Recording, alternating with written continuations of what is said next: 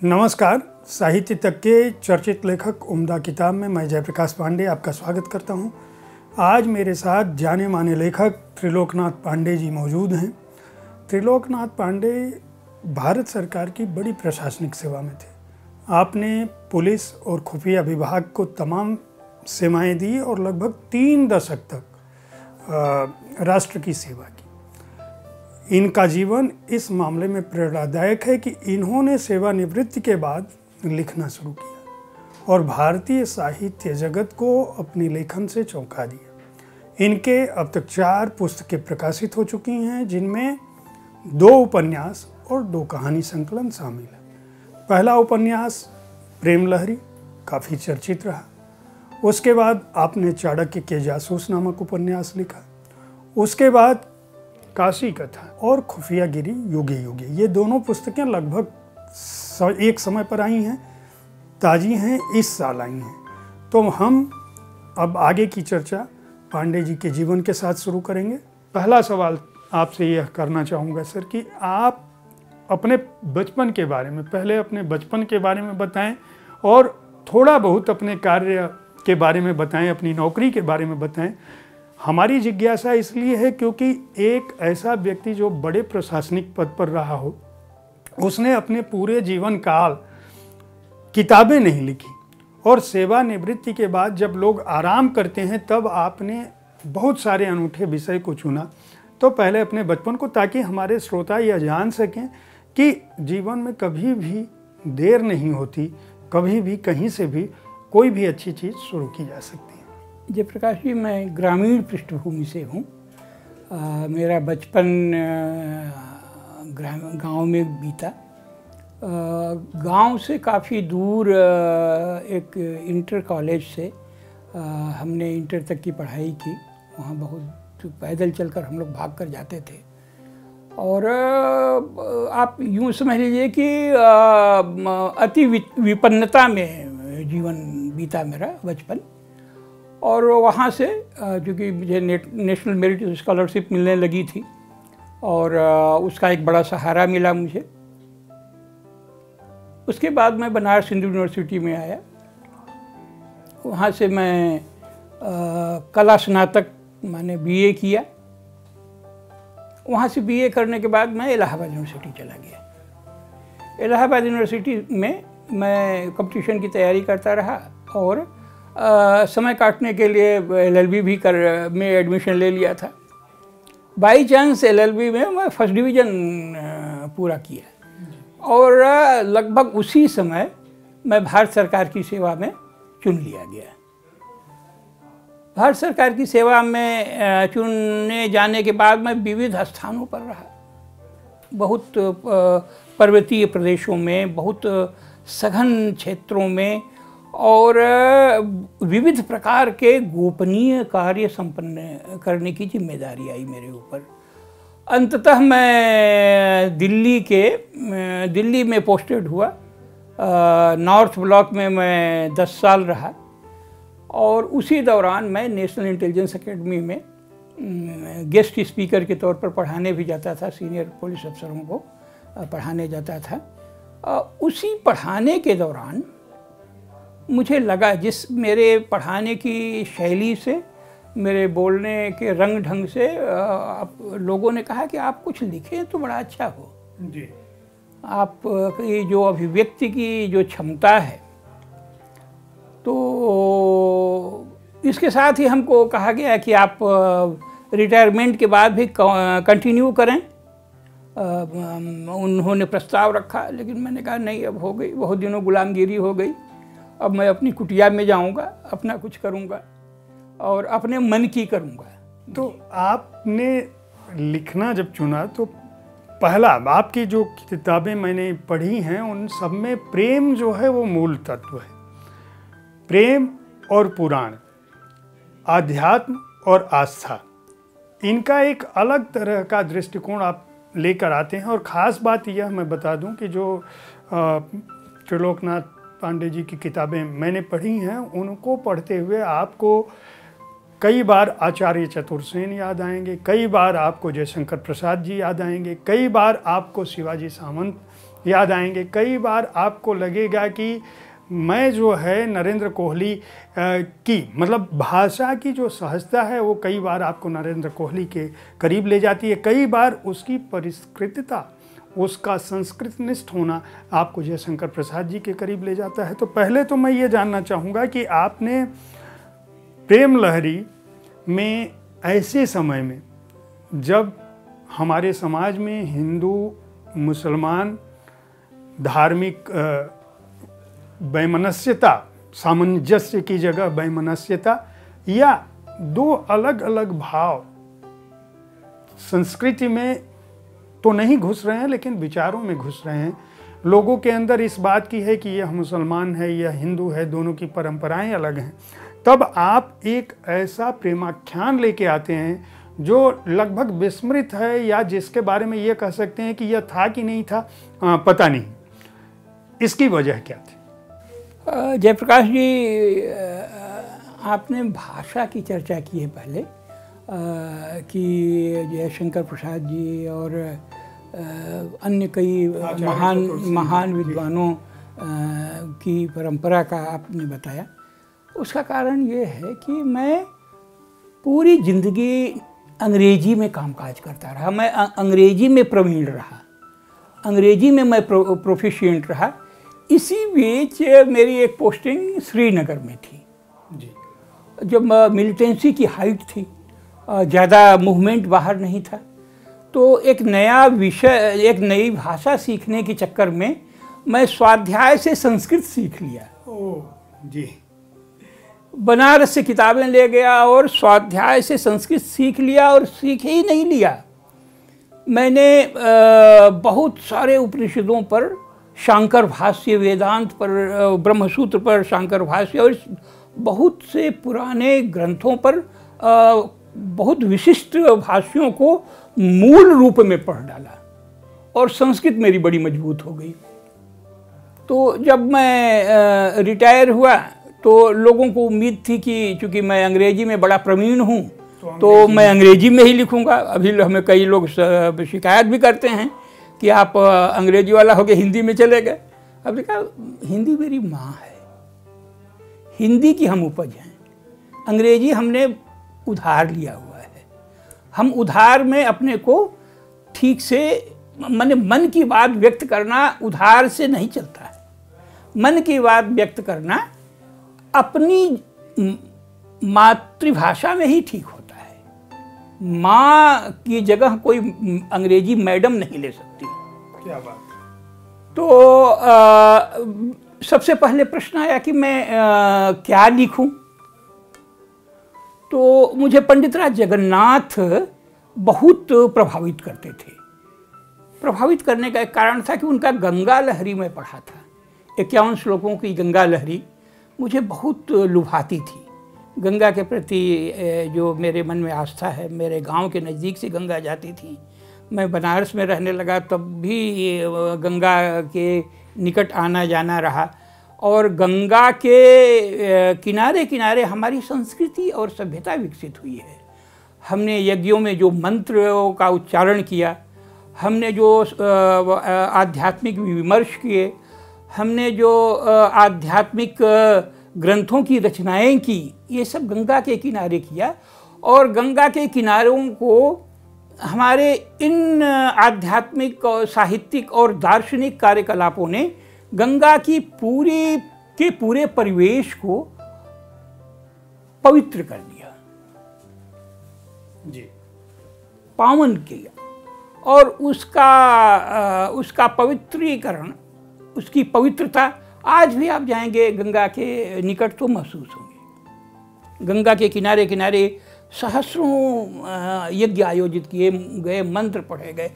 तो पंडित राज जगन्नाथ जी का गंगा के प्रति जो लगाव था और गंगा लहरी जो उन्होंने लिखा, तो मैंने कहा कि क्यों न पंडित जी के बारे में मैं एक उपन्यास लिख डालूं और उसका नाम भी उसी तरह का रखा जाए। उन्होंने लहरी सीरीज में कई किताबें लिखी थी, आनंद लहरी, श्री लहरी, लक्ष्मी लहरी, इस तरह लहरी नाम सीरीज में वो किताब लिखे थे। हमने कहा आने दो भैया, इसमें एक प्रेम लहरी आने दो। तो उनका इतिहास में इतनी चर्चा हल्की सी लोग अफवाह के तौर पर लेते हैं कि उनका किसी यवन कन्या माने मुसलमान लड़की से संपर्क था जो राज परिवार की थी। तो और इसके चलते उनको बनारस में बड़ा अपमानित भी होना पड़ा था। तो मैंने उसको सीधे औरंगजेब की एक बेटी से ही जोड़ दिया। सबसे छोटी मुगलों में एक बड़ी दिक्कत ये होती थी कि वो अपनी बेटियों की शादी नहीं करते थे क्योंकि योग्य वर नहीं मिलते थे, और अगर वर मिल भी जाए तो उनके लिए समस्या ये होती थी कि वो वर भी राज सत्ता का एक हकदार होगा। उनको राज सत्ता को लेकर लड़ाइयाँ होती रहती थी, वहाँ बंटवारा वो करना नहीं चाहते थे। तो एक और दावेदार खड़ा होगा, जितनी बेटियां हैं उनके जो हस्बैंड्स होंगे, उनके पति जो होंगे वो भी दावेदार होंगे। इसलिए अमूमन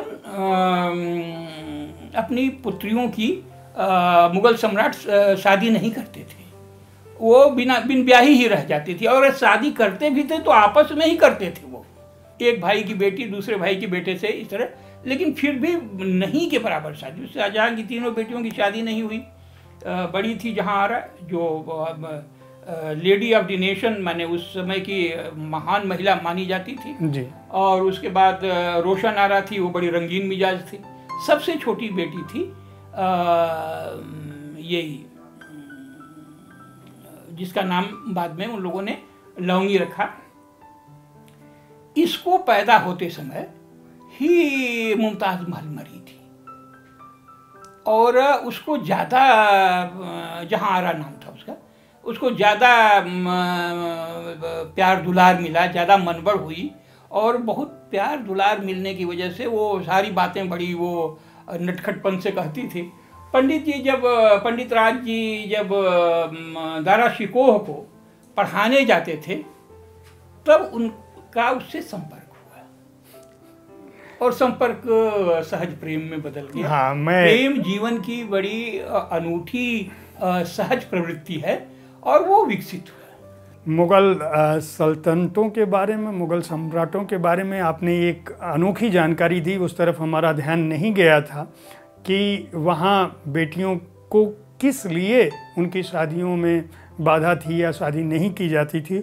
और आपने ये भी बताया कि प्रेम लहरी लिखने के पीछे जो आपकी सोच थी, आपने कल्पना और इतिहास के पुट के साथ अपनी आस्था को भी जोड़ा।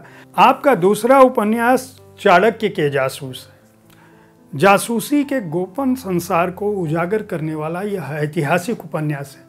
चाणक्य के बारे में जो हम जानते हैं वह यह जानते हैं कि वह कूटनीति के प्रखर विद्वान थे। उनका जो पांडित्य है वह भारत के सबसे शक्तिशाली साम्राज्य को ध्वस्त करने में प्रभावी रहा और उसका प्रेरक रहा।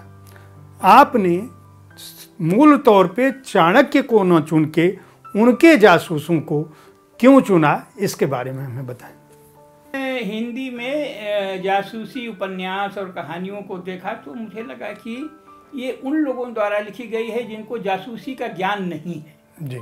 वो कल्पना लोक से ही बस सृजित कर रहे हैं जी। उनको जासूसी की समझ नहीं है। और जिसने 3.5 दशक माने 35 वर्ष के लगभग जिसने जासूसी में जो डूबा रहा और जो विशिष्टता मैंने अर्जित कर ली, वो मुझे प्रेरित किया कि इस पर कुछ लिखना चाहिए। अगर नॉन फिक्शन के तौर पर नहीं लिख सकता तो मैं फिक्शन के तौर पर लिख सकता हूँ, एक बात। दूसरी बात कि कौटिल्य, चाणक्य का ही एक नाम कौटिल्य भी था। कौटिल्य इसलिए था कि उस समय जब लोग आध्यात्म, दर्शन, धर्म के बारे में लिखते थे, करते थे, तो चाणक्य अर्थशास्त्र लिख रहा था, जो कूटनीति, राजनीति, जासूसी की किताब थी। तो लोगों ने कहा कि ये कुटिल काम कर रहा है। कुटिल काम करने की वजह से लोग उसको रंज होकर कौटिल्य कहने लगे कि ये कुटिल काम के करने वाला है, तो कौटिल्य कहते थे। तो कौटिल्य का अर्थशास्त्र मैंने पढ़ा था। अर्थशास्त्र इसलिए पढ़ा कि वो संस्कृत जब मैं पढ़ रहा था तो मुझे कौटिल्य के अर्थशास्त्र ने बड़ा लुभाया, और पढ़ते पढ़ते मैं उसके 10वें अध्याय में गूढ़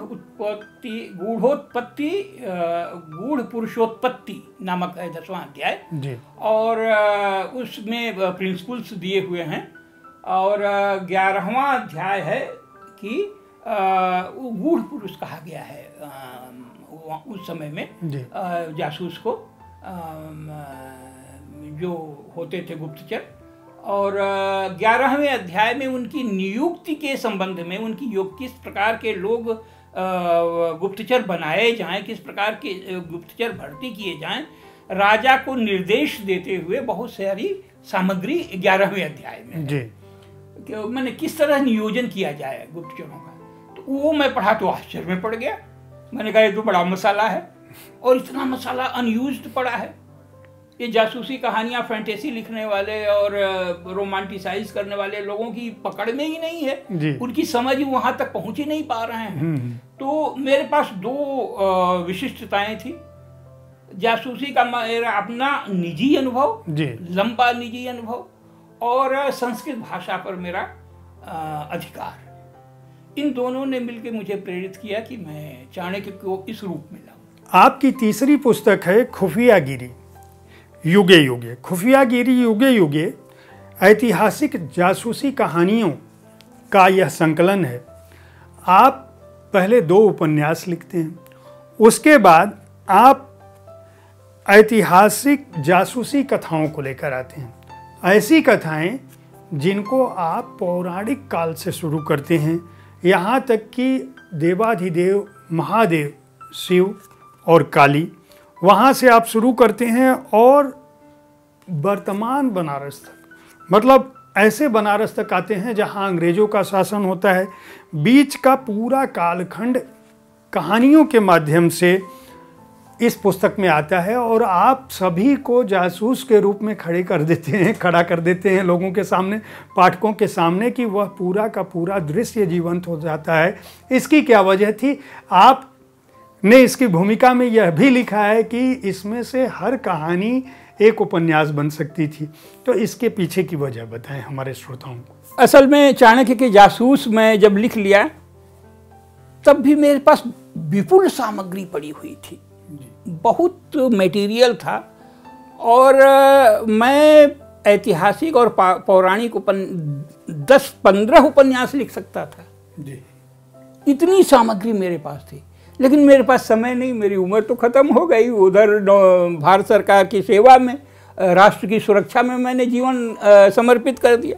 अब जब समय कम बच गया तो, और सामग्री इतनी ज़्यादा है, तो मैंने महसूस किया कि अलग अलग उपन्यास लिखने के बजाय इनको कहानियों में क्यों ना मैं संकलित कर लूं, क्योंकि ये बिखर जाएंगे। एक बार मेरे हाथ से छूट गई, मैं और अशक्त होता जाऊंगा, बूढ़ा होता जाऊंगा, अशक्त होता जाऊंगा, तो नहीं लिख पाऊंगा, और ये सारी सामग्री बिखर जाएगी। तो मैं इसको कहानियों में ढाल दिया।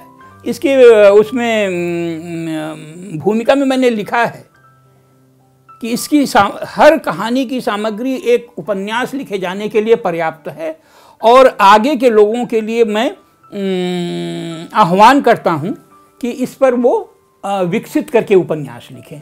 एक उदाहरण मैं आपको बताऊं। औरंगजेब की एक बेटी थी जिसको वो बहुत पसंद करता था, जेबुन्निसा। उसकी वह बेटी मख्फी उपनाम से, मख्फी पर्शियन वर्ड है, फारसी का शब्द है, जिसका मतलब होता है छुपा हुआ, छुपी हुई, हिडन वन।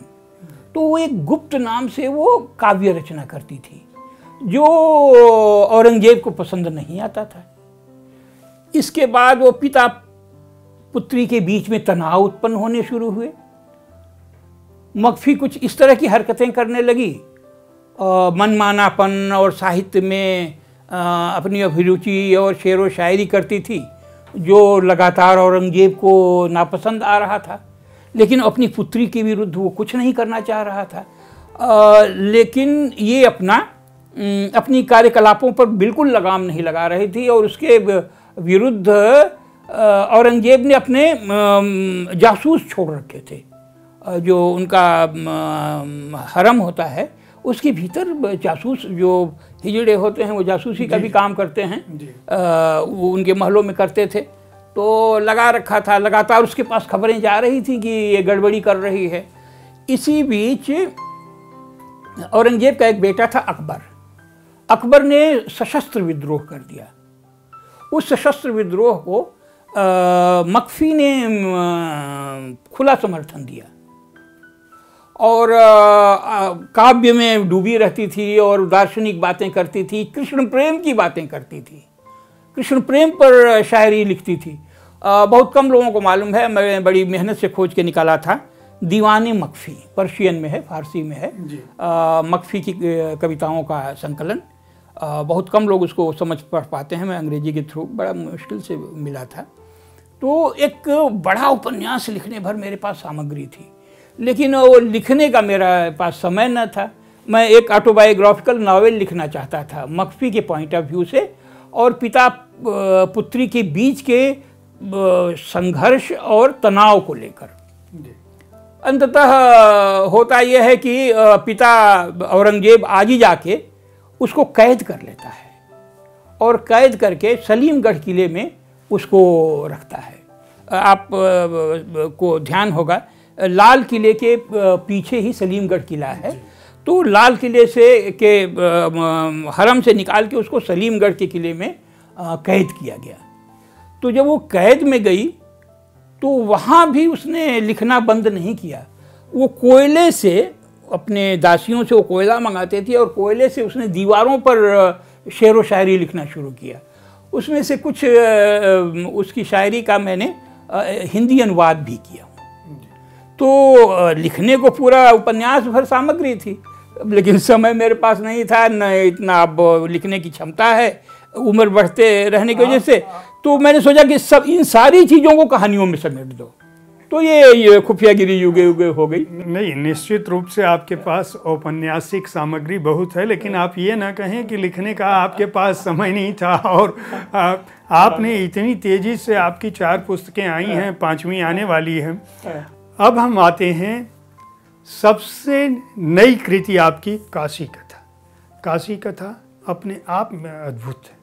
अद्भुत इसलिए है क्योंकि यह काशी के आध्यात्मिक व्यक्तित्वों के पर लिखी गई कहानियाँ। ऐसे व्यक्तित्व जिनसे न केवल हमारा सनातन धर्म बनता है, बल्कि पूरा का पूरा कालखंड इस पुस्तक में समाहित है। सबसे बड़ी बात यह कि काशी यहाँ अपनी कथा खुद कहती है। उसके बाद पार्वती जी शिव जी के माध्यम से आप आज का जो ज्ञानवापी है और जिसे लेकर बवाल मचा है, वह ज्ञानवापी कैसे बना इसके बारे में भी बताते हैं। तीर्थंकर के बारे में कहते हैं, पार्श्वनाथ के बारे में कहते हैं, भगवान बुद्ध के बारे में कहते हैं, संत रैदास के बारे में कहते हैं, कबीर के बारे में कहते हैं और तुलसीदास जी के बारे में कहते हैं, और आखिर में आप बाबा कीनाराम तक आते हैं, कीनाराम के बारे में कहते हैं। आखिर इतने स्वरूप में आपने इनको कहानियों में क्यों ढाला? आध्यात्मिकता, ऐतिहासिकता और कथ्य के रूप में आप काशी कथा को आप क्यों लोगों के सामने लाए, इसके बारे में हमें बताएं। जी जयप्रकाश जी, पहली बात कि हमारे पास विपुल सामग्री थी और सामग्री को मैं समेटना चाहता था, क्योंकि मेरे पास अन्य कई विषय हैं अभी जिन पर मुझे अभी बहुत लिखना है और मैं लगातार लिखता ही रहता हूँ। तो बड़े बड़े उपन्यास के बजाय मैं उनको छोटी छोटी कहानियों में समेटने की कोशिश किया, एक अभिनव प्रयोग करने की कोशिश किया। बड़े फलक पर चीज़ों को, जो उपलब्ध चीज़ें हैं, जो उपलब्ध सामग्री बड़े फलक के लिए हैं, उनको छोटे फलक में लाकर एक अभिनव प्रयोग करने का प्रयास किया।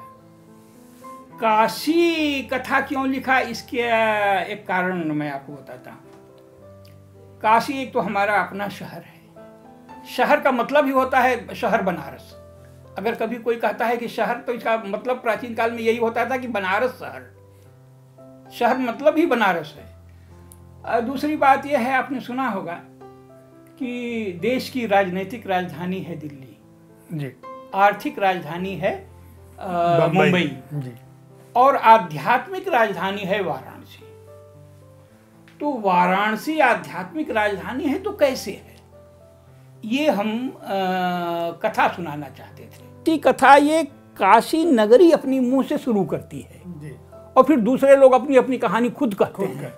इसमें पहली कहानी शुरू होती है, पार्वती जी कहती हैं और शिव को कहती हैं कि चलो चलो आप ये इतना ऊंचाई पर ग्लेशियर में बैठे हुए हो, कैलाश पर में बैठे हो, आप चलिए कहीं शहर में बसते हैं, शहरी जीवन बिताना चाहिए।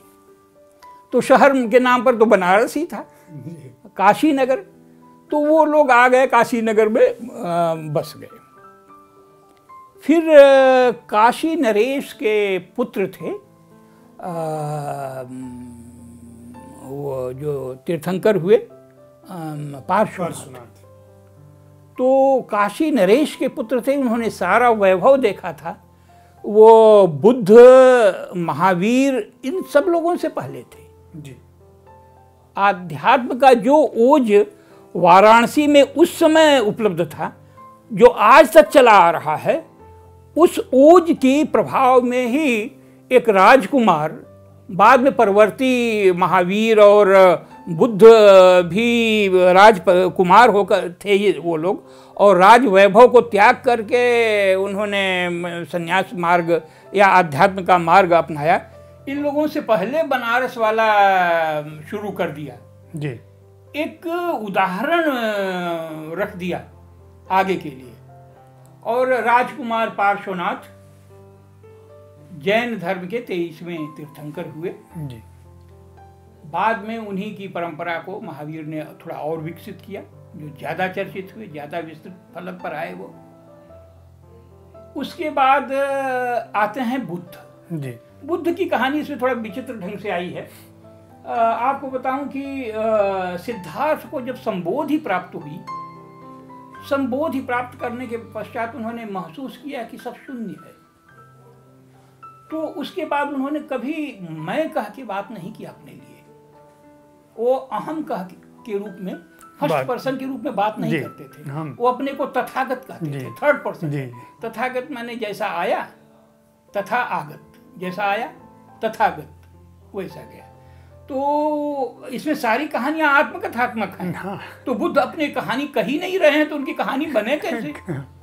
तो काशी नगरी स्वयं उनकी कहानी कहती है। और काशी नगरी ये आश्चर्य करती है कि जिस बुद्ध को संबोधि प्राप्त होती है गया में, वो लगभग 300 किलोमीटर की यात्रा करके वाराणसी पहुंचते हैं बताने के लिए। बीच में उन्होंने किसी को नहीं बताया।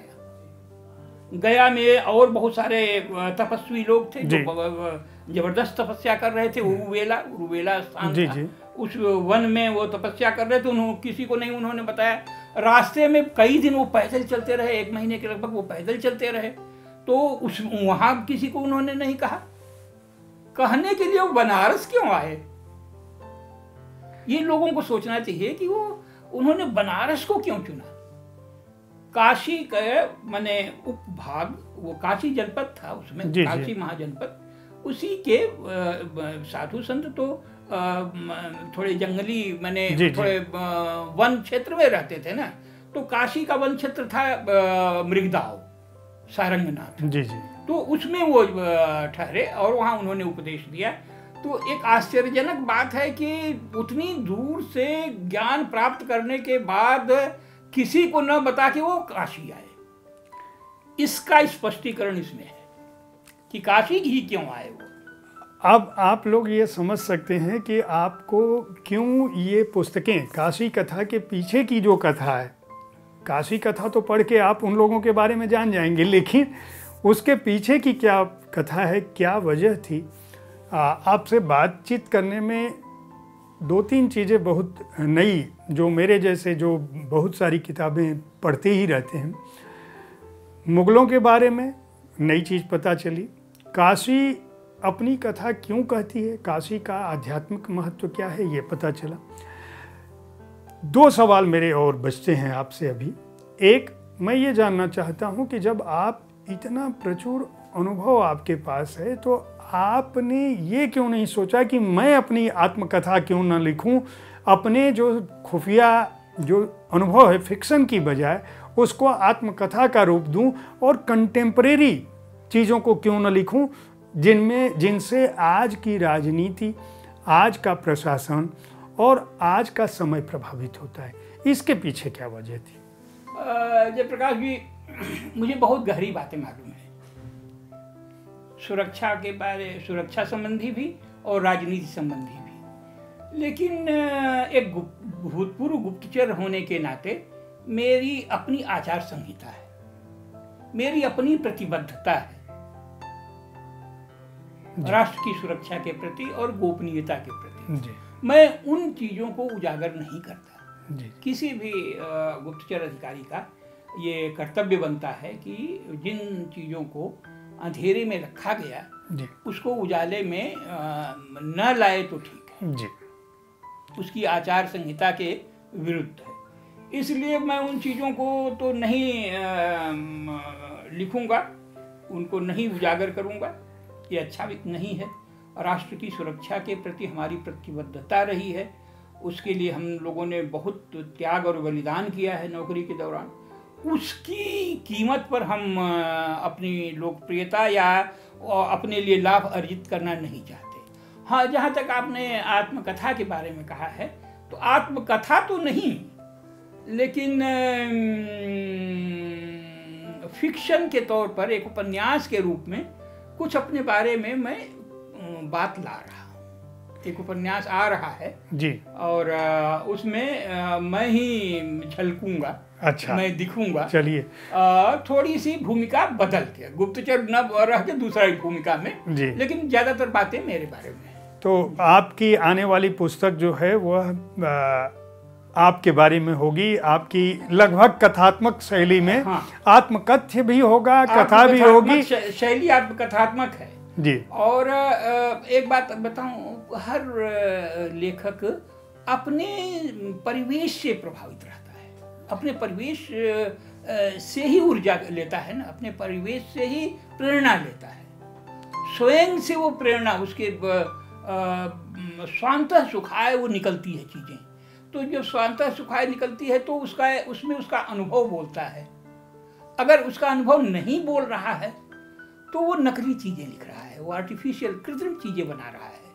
उसका अनुभव बोलना चाहिए उसके साहित्य में। अब मेरा आखिरी सवाल इस कार्यक्रम में, जो इसलिए महत्वपूर्ण है क्योंकि आपने भारतीय अध्यात्म दर्शन, हमारी जो सनातन परंपरा है, और काशी जो अध्यात्म का केंद्र है, वहीं आप पैदा हुए। आपके पूरे लेखन का जो कालखंड है, जो पूरे लेखन का जो मूल है, वह आध्यात्म पे टिका है। मानव तत्व उसका मूल है, आत्म उसका मूल है। मैं ये जानना चाहता हूँ कि जो वर्तमान स्थितियाँ हैं इस देश में, जो हमारी परंपरा रही है, जिसको हम भारतीयता कहते हैं, जो सनातन परंपरा है, वह मनुष्य को किस रूप में देखती है? क्या वाकई हिंदू मुसलमान, क्या वाकई ज्ञानवापी और काशी विश्वनाथ, क्या अयोध्या और श्री राम को मंदिर और प्रतीकों से ही जोड़कर देखा जाना चाहिए? मनुष्य को धार्मिकता के आधार पर, क्या विचारों के आधार पर बांट कर देखना चाहिए? बतौर लेखक, बतौर आध्यात्मिक प्रशिक्षु, आप इसको किस रूप में देखते हैं? जयप्रकाश जी, हमारी परंपरा सनातन रही है और हमारी अनेक शाखाएं उत्पन्न हुई। हमारी सनातनता के कारण अनेक शाखाएं उत्पन्न हुई और हम कभी संकीर्ण नहीं रहे। जब हम वेदों की ऋचाएं रच रहे थे और गा रहे थे तो हमारे यहाँ छूट थी चारवाकों को भी। चारवाक अपने ढंग से मजाक उड़ा रहे थे हमारी ऋचाओं का, हमारे दर्शन का। हमारे से ही उत्पन्न हुआ बौद्ध दर्शन, बौद्ध धर्म, जैन धर्म, सिख धर्म और बहुत सारे संप्रदाय, छोटे छोटे अनेकों संप्रदाय हमारी इसी सनातन परंपरा के ही अंग हैं। और हम वसुधैव कुटुंबकम के भाव को जीने वाले लोग हैं। सनातन परंपरा वाले लोग वसुधैव कुटुंबकम के आदर्श को जीते हैं। और हमारे लिए हिंदू मुस्लिम दो अलग चीजें नहीं हैं, कभी आए होंगे प्राचीन, माने बहुत पहले मध्यकाल में ना आए थे बाहर से लोग, अब वो हमारे ही हैं, अपने ही लोग हैं जी। अभी जो वर्तमान में हैं ये थोड़े बाहर से आए हैं, वो तो हमारे ही लोग हैं। हाँ, ये है कि उन्होंने अपना लेवल अलग रखा है, हमने अपना लेवल अलग रखा है। वैसे ही जैसे कभी वैदिक ऋषियों और चारवाकों ने अपना लेवल अलग रखा, सनातनियों पुराण को फॉलो करने वाले लोगों ने, वैष्णवों ने, शैवों ने अलग अलग रखा है, और जैनों ने, बौद्धों ने, सिखों ने सब अलग अलग रखा। वैसे ही हमारे लिए मुसलमान भी हैं, हमारी ही एक ब्रांच, मैंने लोग तो हमारे ही हैं। वो हमारे यहाँ उदारीकरण बहुत है। सनातन धर्म की एक विशिष्टता है कि ये बहुत उदार है, सबको समेटता है। मैं आप सभी त्रिलोकनाथ पांडे जी न केवल अच्छा लिखते हैं, बल्कि एक व्यक्ति के रूप में, एक लेखक के रूप में, एक अग्रजन के रूप में भी उनके विचारों से आप निश्चित रूप से प्रभावित हुए होंगे। आप इन पुस्तकों को पढ़कर जान सकते हैं कि भारतीय धर्म, दर्शन, आध्यात्म में क्या कुछ है, खुफिया जीवन कैसा होता है, और यह देश जो भारतवर्ष जिसको हम कहते हैं, यह केवल भारत भूमि नहीं है, कोई क्षेत्र नहीं है, बल्कि यहाँ प्रेम के कितने स्वरूप थे, धर्म के कितने स्वरूप थे, आध्यात्म के कितने स्वरूप थे, कितने महान संतों ने, महान लोगों ने, महान विचारों ने इस धरती को पाला पोसा है। अगले सप्ताह मैं ठीक इसी समय ऐसे ही किसी एक शख्सियत के साथ आपसे फिर मिलूंगा। देखते रहें साहित्य तक। धन्यवाद।